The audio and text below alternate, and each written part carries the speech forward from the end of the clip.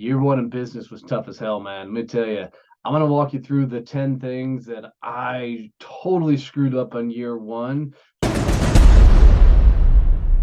I'm Donnie Boivin, CEO and founder of Success Champion Networking, and I share everything about the screw-ups, mistakes, and the things that I did wrong building a business, hoping that I can help shortcut the process for you and so you can get to business freedom. 10 things that I screwed up my first year in business. And the number one, without a doubt, is making myself an island.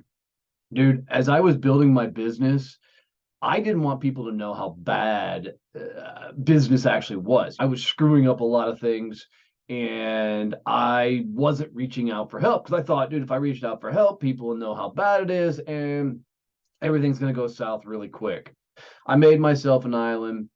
That just led me to misery. And trust me, it's the most horrible thing in the world. Go find a group of people that are going for it. Surround yourself with other entrepreneurs and business owners. Get a bunch of people focused on moving forward and ask for help, ask for advice, and you'll be amazed at how quicker and how much further down the line you'll actually get.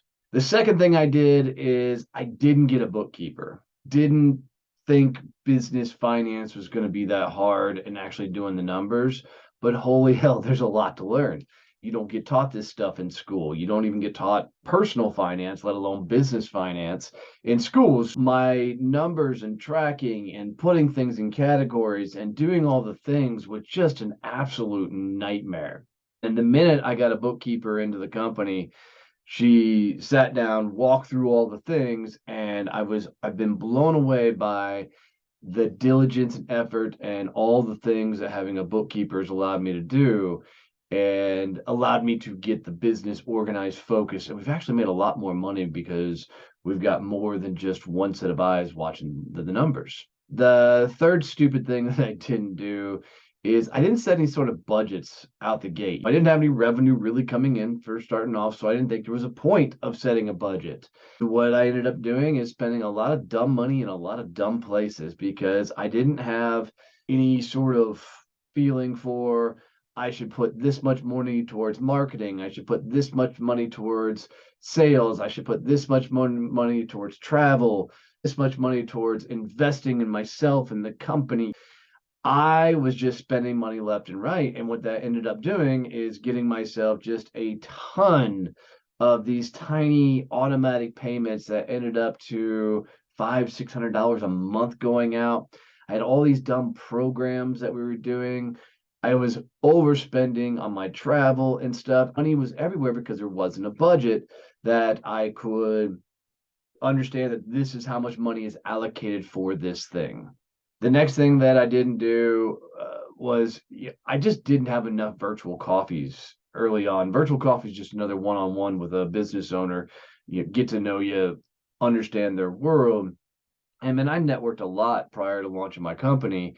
And I really just slowed down once I launched. And I'm not really sure why, other than the fact that I felt like I should have been selling. And in a typical virtual coffee, you don't traditionally sell. I was not finding myself in enough of the right conversations. And it took actually podcasting for me to understand that I have to be doing a certain amount of virtual coffees each week, because if I'm not, then the business doesn't move forward. The fifth thing that I did, man, is I took advice from way too many damn people.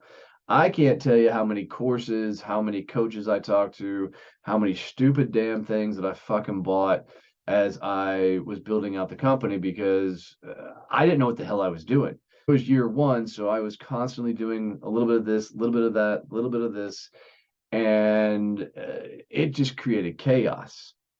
What I will tell you is you don't need courses. You don't need coaches. I know.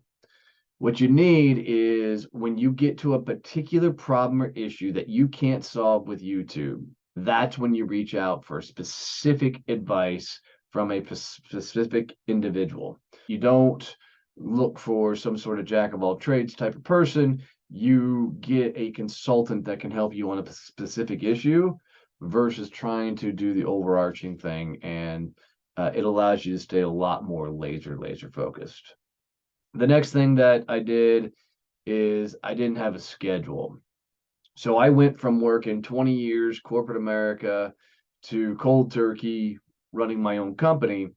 And I didn't have the routines down. I didn't have the processes down. When you have a commute to work, there's kind of a natural process that happens in there. But when your commute is walk downstairs, make a cup of coffee, there's a lot more things that got to get in place.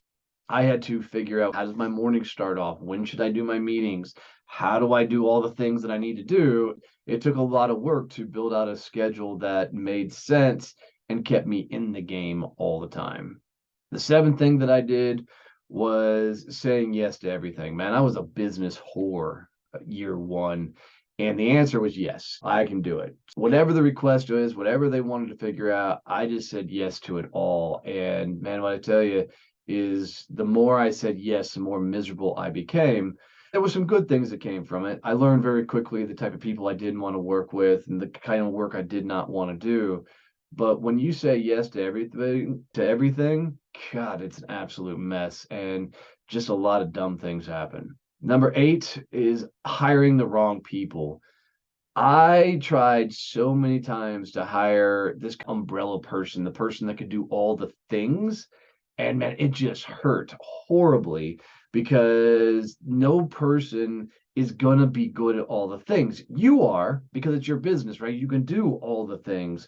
But trying to hire somebody else that can do all the things is an absolute nightmare. It's like hiring a person who specializes in social media.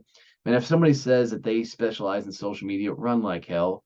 Because if they don't specialize in Instagram, LinkedIn, Facebook, TikTok, whatever, if they don't specialize in that one thing, they don't know what the hell they're talking about, because there's too many moving parts in those algorithms.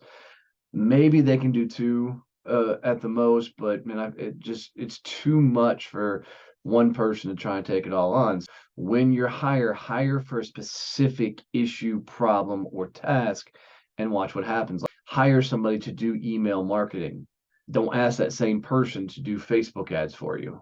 Hire for one specific task.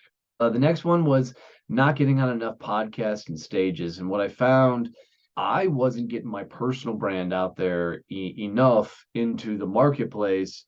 So I was relying heavily on the old school cold outreach sales tactics and strategies.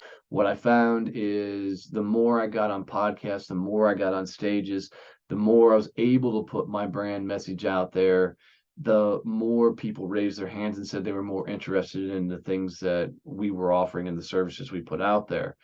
But I didn't understand until about 6, maybe 7 months into building my company, that podcasts were really a thing, and stages, nobody knew who I was. But I didn't understand is I should have been starting my own stages and creating my own workshops, my own events. Then the 10th thing that I really screwed up in year one was trying to sell too many things. People just didn't understand my business. I was literally going back up to the business whore because I said yes to everything. I was doing everything. My business looked like I was that dude that walked up with all the watches. Uh, if you needed it, we could do it. You want graphic design? Cool. You want video work? Cool. You want coaching? Cool. Whatever it was, we were offering it. And it really confused the marketplace. And it cost me a lot of learning and earning, I should say, early on, because we did not learn how to sell anything well. But once we dialed it into one service and that became our thing, we took that one service to $100,000, and then we applied all the learnings from that to everything else we offered to the marketplace. It was a massive difference. And people understood what my business was, so I became more referable in the process. Here's what I'll tell you.